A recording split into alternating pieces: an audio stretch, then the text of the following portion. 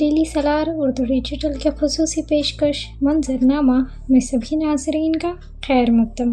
آج کی اہم خبروں میں سب سے پہلے آج سے کرناٹک حکومت نے بائک ٹیکسیوں بشمول الیکٹرک ٹیکسیوں پر پابندی لگا دی ہے۔ محکمہ ٹرانسپورٹ نے موٹر وہیکل ایکٹ کی خلاف ورزی کا حوالہ دیتے ہوئے غیر مجازی بائک ٹیکسیوں کے خلاف کریک ڈاؤن کا حکم دیا، جو اولا، اوبر، ریپڈو اور نمایاں تری جیسی ایپس کے ذریعے چلتی ہیں۔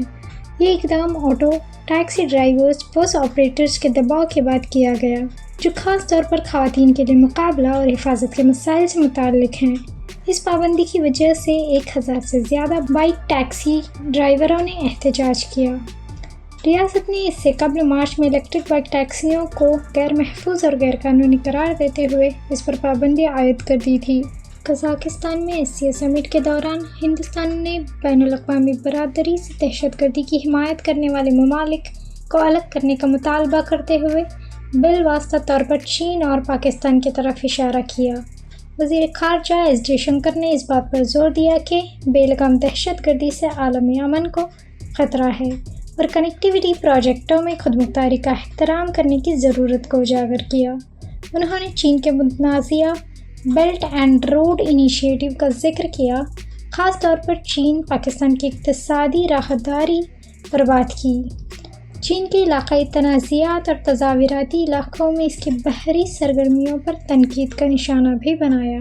کرناٹک کی کابینہ نے ایک پالیسی کو منظوری دی ہے جس کے تحت حکام کو قوانین پر عمل نہ کرنے اور حکومت کو غلط مشورہ دینے کے لیے جواب دہ ٹھہرایا جائے گا۔ وزیر قانون ایچ کے پاٹل نے اعلان کیا کہ اس پالیسی کا مقصد شفافیت اور بد انتظامی کے نتائج کو یقینی بنانا ہے۔ سب رجسٹرارز اور فرسٹ ڈویژن آفیسرز کے لیے ایک نیا کاؤنسلنگ سسٹم بھی متعارف کرایا گیا تاکہ ٹرانسفرز کو مزید شفاف بنایا جا سکے۔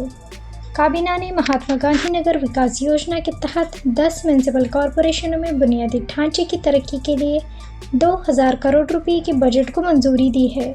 دیگر منظوریوں میں بنگلورو کے لیے 840 نئی BS6 ڈیزل بسوں کے لیے 363.82 کروڑ روپے، اندرا کچن کم کینٹین کے برتنوں کے لیے، فرنیچر کے لیے 84.58 کروڑ روپے اور 7 تعلقوں میں 100 بستروں کے ہسپتال کو تعمیر کرنے کے لیے 256.15 کروڑ روپے شامل ہیں۔ راجستھان کے وزیر کروڑی لال مینا نے حالیہ انتخابات میں اپنی ذمہ داری کے تحت بی جے پی کی 4 لوک سبھا سیٹس ہارنے کے بعد ریاستی کابینہ سے استعفیٰ دے دیا ہے۔ مینا نے وعدہ کیا تھا کہ اگر پارٹی ان کی نگرانی میں کوئی بھی سیٹ ہار جاتی ہے تو وہ اسے چھوڑ دیں گے۔ استعفیٰ جمع کرانے کے باوجود ابھی تک اسے قبول نہیں کیا گیا۔ راجستھان میں بی جے پی کی سیٹ 2019 میں 24 سے کم ہو کر اس الیکشن میں 14 ہو گئی ہے۔ مینا نے اپنے عزم کو اجاگر کرنے کے لیے رگھوکل ریتی سدا چلی آئی، پران جائی پر وچن نہ جائی کا حوالہ دیتے ہوئے اپنے وعدے پر اپنی وابستگی پر زور دیا۔ کانگریس نے حکومت سے مطالبہ کیا ہے کہ وہ اگنی پتھ اسکیم میں قلیل مدتی فوجی بھرتی کے لیے ایک وائٹ پیپر جاری کرے، جس کے بعد اگنی ویر شہیدوں کے لیے معاوضے پر تنازعہ پیدا ہوا۔ کانگریس کے سابق فوجیوں کے محکمے کے سربراہ کرنل ریٹائرڈ روہت چودھری نے روشنی ڈالی کہ اجے سنگھ، جو پنجاب کے ایک اگنی ویر ہیں، کے خاندان کو مرکز سے صرف 48 لاکھ روپے ملے، جبکہ پنجاب حکومت نے 1 کروڑ روپے اور ایک پرائیویٹ رقم فراہم کی ہے۔ بینک نے انشورنس میں 50 لاکھ روپے دیے۔ وزارت دفاع نے جدید ٹیکنالوجی میں صلاحیتوں کو بڑھانے اور دفاع میں خود انحصاری کو فروغ دینے کے لیے اپنے ٹیکنالوجی ڈیولپمنٹ فنڈ کے ذریعے 300 کروڑ سے زیادہ مختص کیے ہیں۔ TDF اسکیم، جو DRDO کے ذریعے چلائی گئی ہے، دفاعی اور دہری استعمال کی ٹیکنالوجی تیار کرنے میں ہندوستانی صنعتوں بشمول MSMEs، اسٹارٹ اپس اور تعلیمی اداروں کی مدد کرتی ہے۔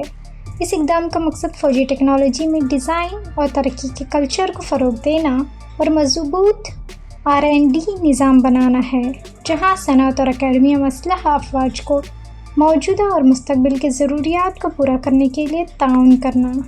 ہندی، مراٹھی اور بنگالی فلموں میں اپنے کرداروں کے لیے جانی جانے والی تجربہ کار اداکارہ اسمرتی بسواس کا 100 سال کی عمر میں ناسک میں اپنے گھر میں انتقال ہو گیا۔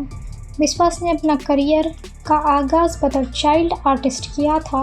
गुरु दत्त, वी शांताराम और राज कपूर जैसे लेजेंड्स फिल्म साजों के साथ काम किया। उन्होंने देवानंद, किशोर कुमार जैसे अदाकारों के साथ अदाकारी की। विश्वास नासिक रोड में एक कमरे के किचन में मामूली फ्लैट में रहते थे। मंजरनामा की पेशकश आपको कैसी लगी? कमेंट सेक्शन में ज़रूर बताएं। ऐसी ही अहम खबरों के लिए डेली सलार उर्दू डिजिटल को लाइक, सब्सक्राइब, शेयर ज़रूर करें।